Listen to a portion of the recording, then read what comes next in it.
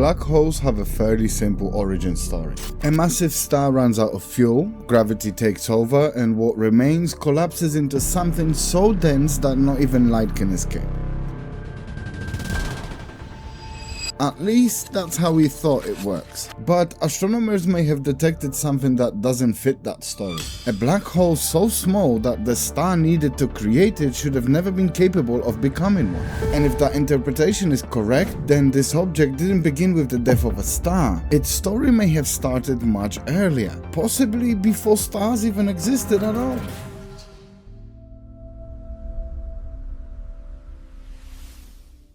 For most black holes, the story begins with a star. Not a star like our sun. Our sun isn't massive enough. We are talking about stars many times heavier, burning through the fuel at ridiculous rate, while caught in constant struggle between two forces. Gravity pulls everything inward, energy from the core pushes outward. For millions of years, those forces stay balanced. Then the fuel begins to run out. The outward pressure weakens, gravity wins, and the center of the star collapses. The outer layers may be blasted into space in a supernova, while the crushed core becomes either a neutron star, or if enough mass remains, a black hole. That last part matters. There seems to be a minimum amount of mass needed for this process to work. A star doesn't collapse into a black hole because it feels like having a dramatic ending. It needs enough material for gravity to overpower everything resisting it. That's why the sun will never become one. When it eventually dies, it will shed outer layers and leave behind a white dwarf. Dense, hot, and slightly less exciting than becoming a hole in space-time. So when astronomers estimate the mass of a black hole, they can usually work backwards. They can ask what kind of a star may have created it, how much material was lost, and whether the final object fits the rules of a stellar collapse. Most do. But hidden inside the recent gravitational wave signal was an object that may have fallen below the expected boundary, and that's where the familiar story begins to break. The strange object wasn't seen through a telescope, it was heard through gravity. When two dense objects orbit each other, they disturb spacetime itself. Those disturbances spread outward as gravitational waves. By the time they reach Earth, they are incredibly weak, but detectors like LIGO can still measure them. The signal looks like a rising chirp. As the two objects spiral closer together, the waves become faster and stronger until objects finally collide. From that pattern, scientists can estimate their masses. And that's where this signal became interesting. One of these objects may have been lighter than the sun. That doesn't automatically make it a black hole. It could still turn out to be something else. But if it was a black hole, then there is a serious problem, because normal stars shouldn't be able to leave behind black holes that small. Even a star much heavier than the sun loses a huge amount of material before and during its collapse. What's left behind is usually several times the sun's mass. So a black hole below one solar mass wouldn't be just unusual. It wouldn't fit normal stellar story at all. That leaves scientists with two possibilities. Either this wasn't really a black hole, or it formed in a completely different way. And before we jump back to the beginning of the universe, there are a few other explanations that have to be ruled out first. A strange signal doesn't automatically mean a new kind of object has been found.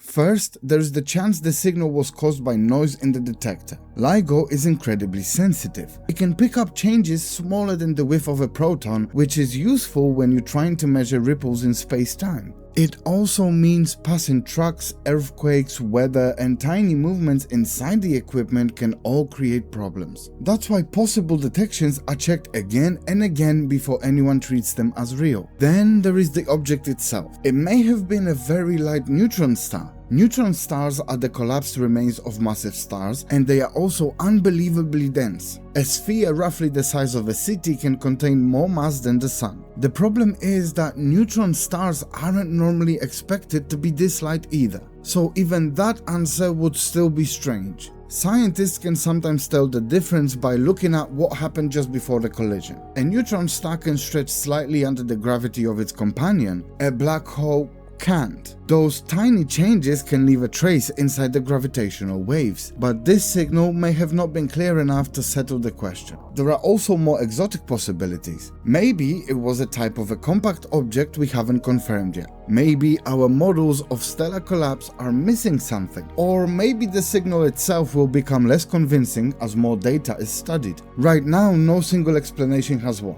But if the object really was a black hole, and if its mass really was below the sun's, then stars can't explain where it came from. To find another answer, we have to go back much further. Not to the death of a star, to a time before the first stars have even formed. To understand the other possibility, we have to go back almost to the beginning. Long before galaxies existed, long before planets, long before the first star switched on. The early universe was hot, dense, and expanding incredibly fast. It was almost smooth. Well, almost. Tiny differences in density existed from place to place. Most of them were far too small to cause anything dramatic. As the universe expanded, they simply grew into the structures we see today. Galaxies, clusters, eventually stars. But some regions may have been much denser than the space around them. Dense enough that gravity took control. Instead of spreading out with the rest of the universe, those regions may have collapsed directly into black holes. No stars was needed, no supernova, no stellar core, just matter being crushed by gravity while the universe was still extremely young. These are known as primordial black holes. Unlike ordinary black holes, their mass wouldn't be tied to the size of a dying star. Some could have been tiny, others could have been far heavier. It all depended on the conditions in the universe when they were formed. Many of the smallest ones may have disappeared long ago, but larger ones could have survived until today, drifting through galaxies without producing much light or giving away where they came from. Which means some of the black holes around us may be older than every star we can see. That's already a strange idea, but it becomes even more interesting when we look at something else in the universe that we still can't explain. Primordial black holes wouldn't just rewrite the story of black holes. They might also help explain one of the biggest mysteries in astronomy. Most of the matter in the universe seems to be invisible. We can't see it, it doesn't glow, it doesn't reflect light. But we can see what its gravity does. Galaxies rotate too quickly to stay together using only the matter we can see. Clusters of galaxies bend light more strongly than expected. Something unseen seems to be adding extra gravity. We call it dark matter. Scientists spent decades searching for the particle behind it. So far, nothing has confirmed it. That's where primordial black holes come in. A black hole is dark, it has mass, and it affects everything around it through gravity. On paper, that makes it look like a natural dark matter candidate. But it isn't that simple. If too many primordial black holes existed, we should have already noticed their effects. They could pass in front of a distant star and briefly magnify them. They could disturb the motion of other objects. Some might even produce radiation as they slowly evaporate. Those observations have already ruled out large parts of the possible mass range. So primordial black holes probably can't explain all dark matter in every form scientists once hoped, but they may still make up some of it. And that would still matter, because if this recent signal came from a black hole lighter than the sun, it could be the first direct clue that these ancient objects existed at all.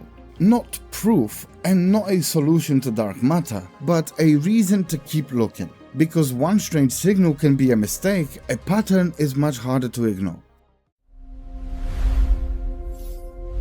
Gravitational wave detections are messy. Scientists don't get a photograph of two objects with their masses written underneath. They get a brief distortion in space-time, then work backwards to find the most likely cause. That means uncertainty is built into the result. A stronger detection could reveal whether either object was stretched before the collision. If it was, that would point toward a neutron star. If it wasn't, a black hole would become more likely. But the clearest evidence would be more events, more collisions involving objects below the mass of the sun, more signals appearing across different detectors, and the same strange mass range showing up again and again. Because stars may occasionally surprise us. Our models might be missing a rare way of creating unusually light compact objects. But if astronomers begin finding a whole population of black holes that stars shouldn't be able to produce, the usual explanation will become much harder to defend. There are other ways to search too. A primordial black hole passing in front of a distant star could briefly magnify its light. Others might show themselves through their effects on nearby stars, gas, or even planets. None of these methods are easy. These objects wouldn't glow, they wouldn't announce where they came from, and after billions of years drifting through space, there would be no label separating an ancient black hole from a younger one. The only clue might be its mass, too small to have come from a star,